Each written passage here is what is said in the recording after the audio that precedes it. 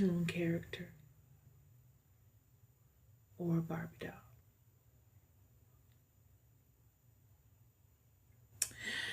Eve would fall into this realm.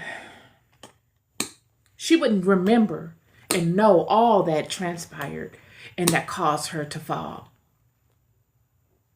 She would remember life before the fall. She would remember all that happened that caused her to fall. And she would know that there would be only so much she could teach her children of what was before. She herself would know that in time, her children would regain their level of ascension. But she would know that it would take a long time. How would she know? Because she knew how long it took for her to ascend. Who would know better than the student that has already ascended and been brought back down to point A? Friend, just like Satan ascended and was brought back down, Eve too would ascend and be brought right back down. When you look in the Tibetan culture, these Tibetan monks, they have these mandalas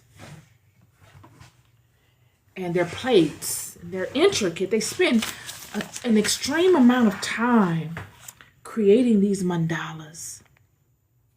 All of these different beads. The beads are small as pebbles of sand. And they create imagery on this plate.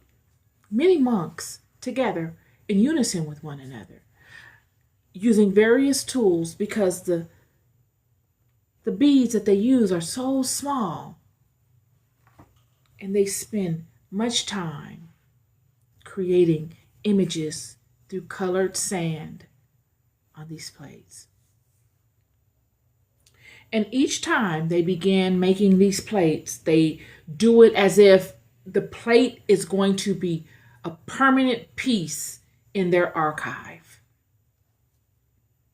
They work in extreme detail, using extreme focus, spending vast amounts of time creating the imagery in the plate, only for them to get to the completion of the plate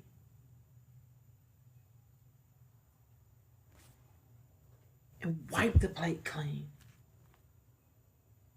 and begin the process over again. That would be the situation with Eve, and that would be the situation with Satan. Or Sophia, let's just say, not Eve, the Gnostic version of the Adam and Eve story, or the Eve story. She would have ascended already to the heights of her creation, only to be brought back down to do that same thing all over again in a new way. Same with Satan. He would have ascended to the heights, only to be brought back down.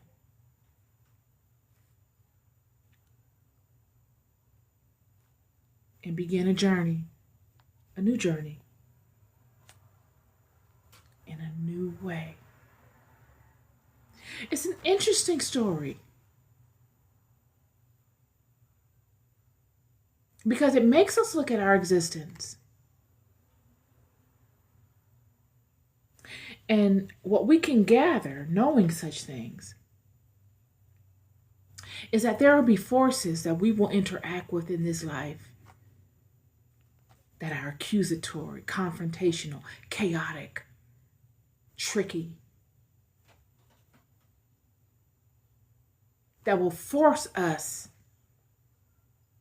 to face truths of both ourselves and of this reality, that will lead us or redirect us on various journeys. So we chisel out strong points within certain aspects of ourselves.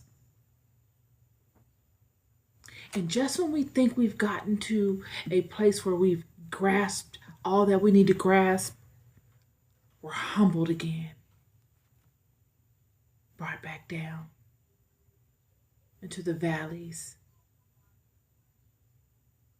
because some new aspect, some new level of strangeness has come upon us that we know nothing of. And with all that we've gathered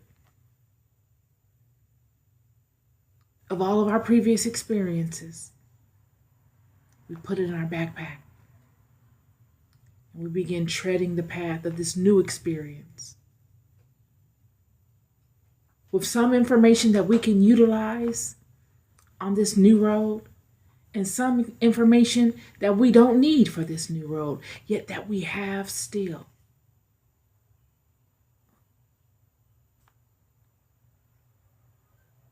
An ongoing process of learning at varied angles, all starting from ground zero.